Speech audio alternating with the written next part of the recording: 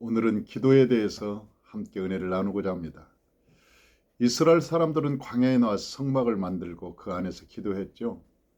기도는 향단에서 하는 것이었는데 기도할 때 드리는 향 4가지가 있었습니다. 그런데 성경에서는 이 향을 우리들이 드리는 기도의 종류라고 말하는 것이죠. 첫째는 소야향의 기도가 있다고 합니다. 소야향의 기도는 우리가 핍박받을 때 올리는 기도를 의미합니다. 또한 소야향은 히브리어로 나타프라고 말합니다. 그런데 소야향이 나오는 이 나무는 조롱나무과에 속하는 키는 약 10m 정도의 나무로서 소아시아에 분포되는 낙엽송을 말합니다.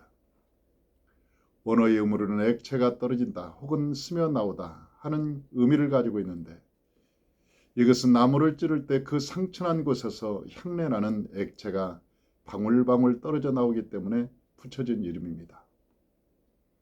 그런데 이것의 영적 의미는 예수님이 지상에서 기도를 의미하죠.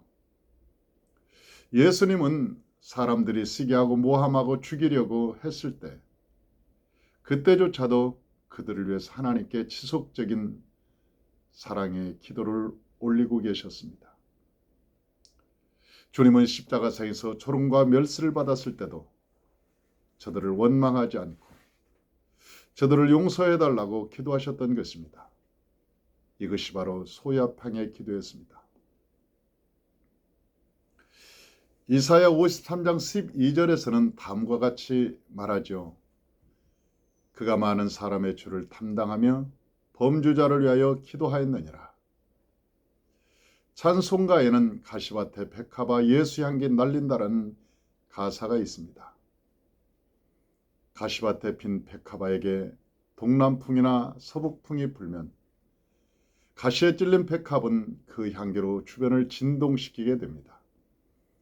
이것은 우리가 핍박을 받을 때마다 예수의 향기가 나오는 사랑의 언어를 말하는 것입니다. 소야향이란 우리에게 어려움이나 시련이 오면 올수록 악취가 아닌 예수의 향기가 더욱 진하게 나는 사람을 말하는데 이와 같은 사람을 소야향 같은 사람이라고 말하는 것입니다. 둘째는 나가명의 기도입니다. 나가명의 기도는 사명자의 기도를 말하죠. 나가명의 기도는 예수님께서 십자가의 기도, 스데반이 순교할 때 하나님께 드리는 기도에서 볼 수 있습니다. 구약에서는 모세의 기도가 있었고 신약에서는 바울의 기도를 말할 수 있습니다. 이들의 기도는 죽음을 각오하고 하는 기도였고 기도에 생명을 걸었던 기도였습니다. 그들의 기도를 나가명의 기도라고 말하는 이유가 바로 여기에 있는 것입니다. 왜냐하면 나가명이 그렇게 얻어지기 때문에 그렇습니다. 나가명은 홍해에서 살고 있는 십조개에서 추출하는 향인 것입니다. 십조개는 물 옆에 있는 향기로운 식물을 먹고 죽어 쌓이게 되는데 이곳에서 나가명이 나옵니다. 그래서 이 나가명의 영적 의미는 예수 그리스도의 자기 부정을 의미하죠. 왜냐하면 향기로운 식물을 먹는 십조개가 죽어서 무덤을 만들게 되는데 그곳에서 껍질이 깨어지면서 내는 향이 바로 나가명이기 때문에 그렇습니다. 모세나 사도 바울도 자신의 백성들을 위해 기도하면서 자신들의 이름을 생명책에서 지워도 좋으니 이스라엘 백성을 구원해달라고 하나님께 간절하게 기도했던 것입니다. 그래서 우리는 이것을 나가명의 기도다 그렇게 말하는 것입니다. 우리가 나가명의 기도를 드리고자 할 때 우리의 기도가 고집이 깨어질 때 우리는 나가명의 기도를 드릴 수 있습니다. 예수님은 감람산에서 기도하실 때 자기의 뜻이 아닌 하나님의 뜻을 따르기 위해서 인간의 본능을 깨뜨리신 것입니다. 벳세메스로 가는 암소처럼 본능을 끊고 예수님을 따르는 주님의 모습 속에서 우리는 나가명의 기도를 볼 수 있는 것입니다. 셋째는 풍자행의 기도였죠. 풍자행의 기도는 중보기도를 의미합니다. 왜냐하면 풍자행은 신맛을 내며 해충을 제거하는 역할을 하기 때문에 그렇습니다. 그리고 풍자향을 골방기도라고 하는 이유는 풍자향이 뿌리에서 채취하기 때문입니다. 뿌리는 흙 밑에 있으면서 나무를 키우듯이 풍자행의 기도를 드리는 사람들을 통해서 교회가 건강해지고 성도들의 문제가 해결되게 됩니다. 또한 풍자향은 신맛을 내며 해충을 제거해 주는 것이죠. 이렇듯이 풍자행의 기도를 드리는 사람을 통해 교회에서 당을 짓는 사단이 떠나가고 성령의 역사가 일어나 교회가 성장하게 됩니다. 성경에서 보면 아브라함이 소돔과 고모라를 위해서 드렸던 기도, 그것이 바로 풍자행의 기도였던 것입니다. 하나님께서 소돔과 고모라를 멸망시키겠다고 말씀하시자 그들의 구원을 위해서 무릎을 꿇고 애써서 기도하는 아브라함의 모습을 우리는 성경에서 봅니다. 이러한 아브라함의 기도는 소돔과 고모라 사람들은 모르는 기도였습니다.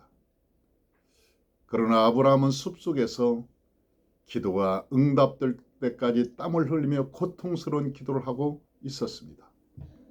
세상 사람들은 이러한 기도가 시간 낭비요, 헛된 에너지라고 말할 것입니다. 그러나 이것은 하나님을 만난 경험이 있는 자만이 할 수 있는 기도인 것이죠. 왜냐하면 이러한 중보기도는 자신이 깨어질 때 나오는 기도이기 때문에 그렇습니다. 그런데 향을 향단에 드릴 때 모든 향에는 반드시 세 가지가 필요했습니다.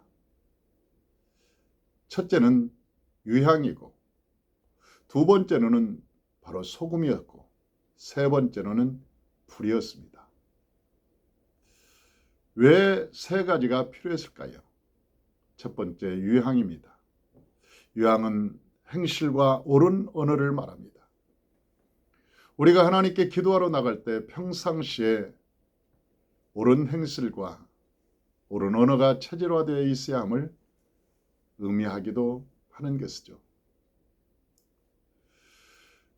두 번째로 소금입니다. 소금의 역할은 청결성과 또한 지속성을 의미합니다. 그러므로 우리가 기도할 때 하나님 앞에 회개함으로 죄가 없어야 함을 의미합니다. 세 번째, 불이죠.